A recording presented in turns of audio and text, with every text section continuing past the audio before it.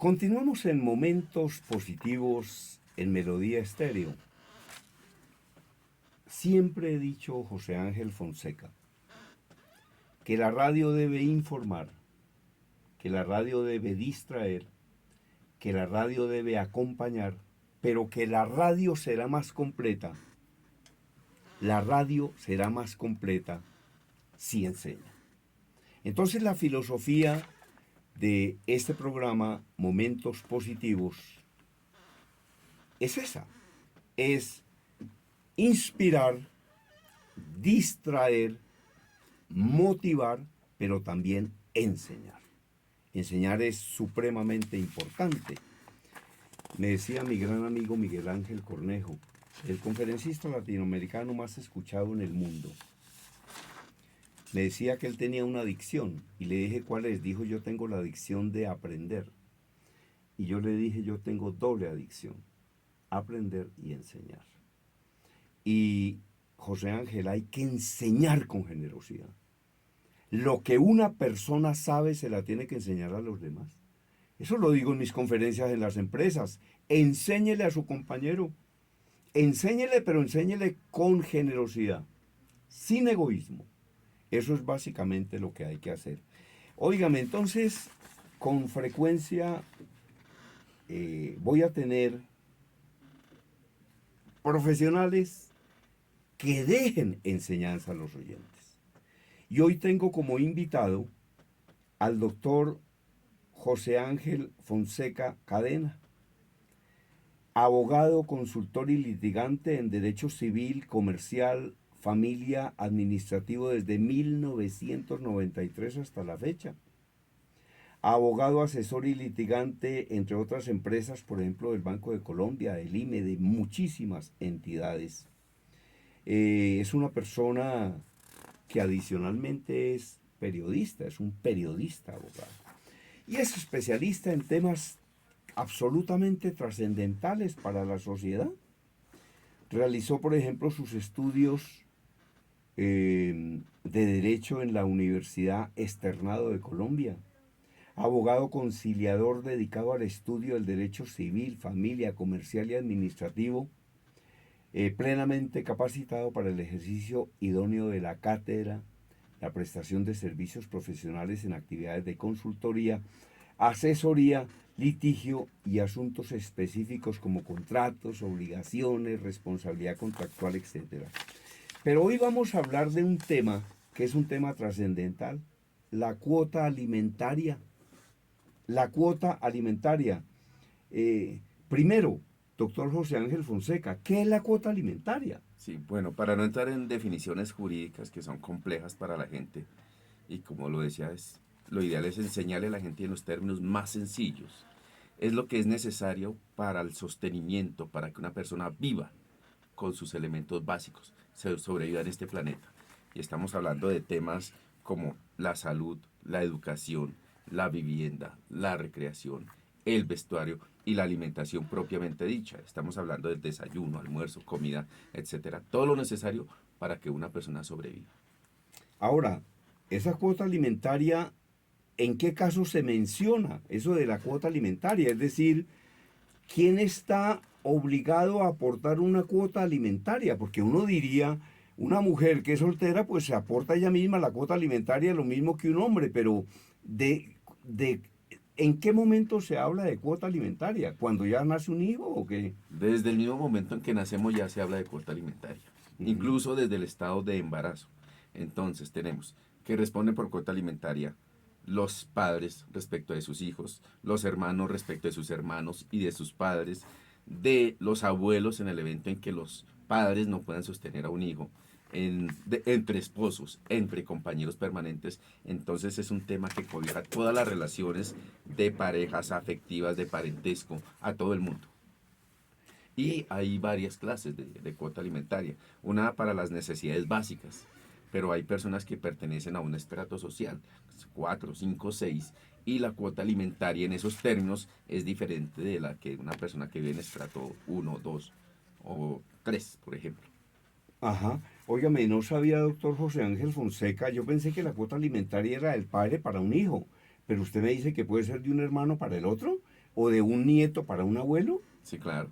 Por ejemplo, usted tiene un hermano que tiene discapacidad y él no tiene cómo defenderse en la vida, ni trabajar, ni laborar, porque tiene problemas mentales, psicológicos, de algún tipo de incapacidad física que le impida ser una persona productiva. Entonces, en ese sentido, esas personas discapacitadas pueden pedirle alimentos a sus hermanos o a sus padres, así sean mayores de edad. Sí. Ahora, esa cuota alimentaria, yo creo que la fija la conciencia, pero también la fija la ley, ¿no?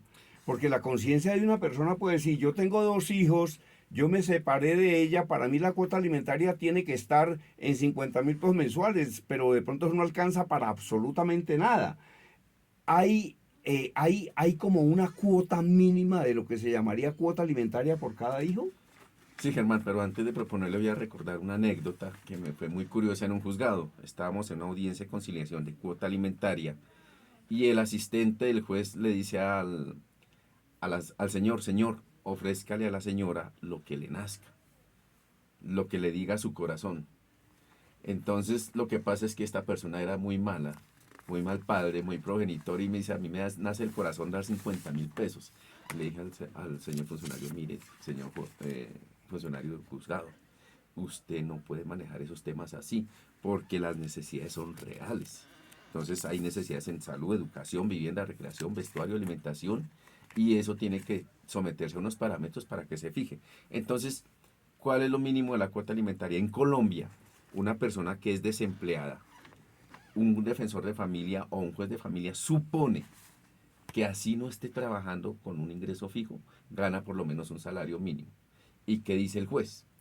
Que ese salario mínimo que la ley supone que gana el desempleado, el informal, lo que sea, el independiente, le toca el 50% para abajo para alimentos. Y si hay un hijo o varios hijos, ese 50% es para distribuirlo hacia abajo entre los hijos que tenga esa persona. Entonces no basta decir, no es que no soy empleado, no tengo ningún ingreso fijo, ya la ley presupone que por lo menos gana un salario mínimo. Ujú. Bueno, ahora, esa cuota alimentaria en el año 2000 puede ser de tanto, pero en el año 2010 tiene que ser de otra cifra, porque digamos que todas las cosas van subiendo. Claro que en Colombia casi no suben, pero imagínense ustedes en lo que estamos. Eh, ¿Cómo se determina el incremento de esa cuota alimentaria? Bueno, primero depende de cómo se haya originado esa obligación alimentaria, porque se puede establecer de mutuo acuerdo. La señora, el papá y la mamá dicen, vamos a fijar por este documento la cuota alimentaria respecto de mi hijo, de mis hijos o de nuestros hijos, en tanto valor, en tanto porcentaje. Ese es un punto de mutuo acuerdo. El otro punto es cuando van a bienestar familiar, por ejemplo. Y entonces en bienestar familiar hay una especie de fase de conciliación, pero supongamos que no hay acuerdo. El defensor de familia, con base en la información que recauda del padre y de la madre respecto de los gastos del hijo, establece una cuota provisional o incluso definitiva si todos la aceptan. Y ya por vía judicial es cuando normalmente los padres no se ponen de acuerdo. Entonces tenemos que por vía judicial el juez fija una cuota alimentaria. Pero ¿qué sucede con la cuota alimentaria en Colombia? Que se puede pactar en IPC, índice de precios al consumidor, que es el aumento constante del precio de los productos que consumen las personas, por eso se llama IPC, o el aumento del salario mínimo año por año. Y si no queda escrita en ninguna fase, ya sea por mutuo acuerdo, ya sea por sentencia judicial, ya sea por que la fijó el defensor de familia y se le olvidó, la misma ley dice que se le incrementa conforme al IPC. O sea, siempre va a haber incremento de cuota alimentaria, así ni siquiera esté pactada. No, este es un tema interesantísimo y la idea cuál es que le agregue valor a nuestros oyentes.